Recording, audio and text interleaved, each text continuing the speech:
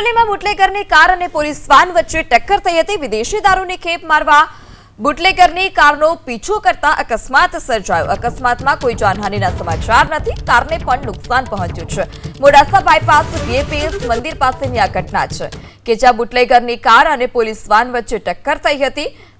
વિદેશી દારૂની ખેપ મારતા બુટલેગરની કારનો પીછો કરતા આ અકસ્માત સર્જાયો હતો। અકસ્માતમાં કોઈ જાનહાનિના સમાચાર નથી, પરંતુ કારને નુકસાન પહોંચ્યું છે। આ સમગ્ર મામલે હવે પોલીસ વધુ તપાસ પણ કરી રહી છે।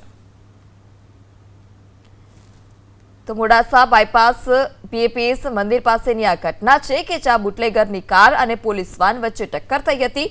અરવલ્લીમાં બુટલેગરની કાર સાથે ટક્કર, વિદેશી દારૂની ખેપ મારતા બુટલેગરનો પીછો કરી રહ્યા હતા અને બુટલેગરની કારનો પીછો કરતા જ આ અકસ્માત જે છે તે સર્જાયો છે। અકસ્માતમાં કોઈ જાનહાનિના અહેવાલ નથી, પરંતુ જે કાર છે તે કારને મોટા પાયે નુકસાન પહોંચ્યું છે।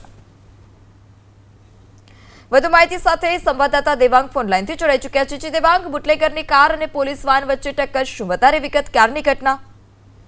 ચોક્કસથી વાત કરવામાં આવે તો આજે 11 વાગ્યાની આ ઘટના છે, જ્યાં પોલીસ એલસીબી ને બાતમી મળી હતી કે બુટલેગર અહીંથી જે કાર લઈને દારૂની કાર લઈને પસાર થઈ રહ્યો છે, ત્યારે બુટલેગર શામળાજી તરફથી ગોધરા તરફ જઈ રહ્યો હતો। ત્યારે પોલીસ એલસીબીની ખાનગી કાર દ્વારા આજે બુટલેગરનો પીછો કરવામાં આવ્યો હતો। ત્યારે મોડાસાના બાયપાસ બીએપીએસ મંદિર પાસે જ જે બુટલેગરની કાર છે તે એલસીબીની ખાનગી કારને ટક્કર મારી હતી।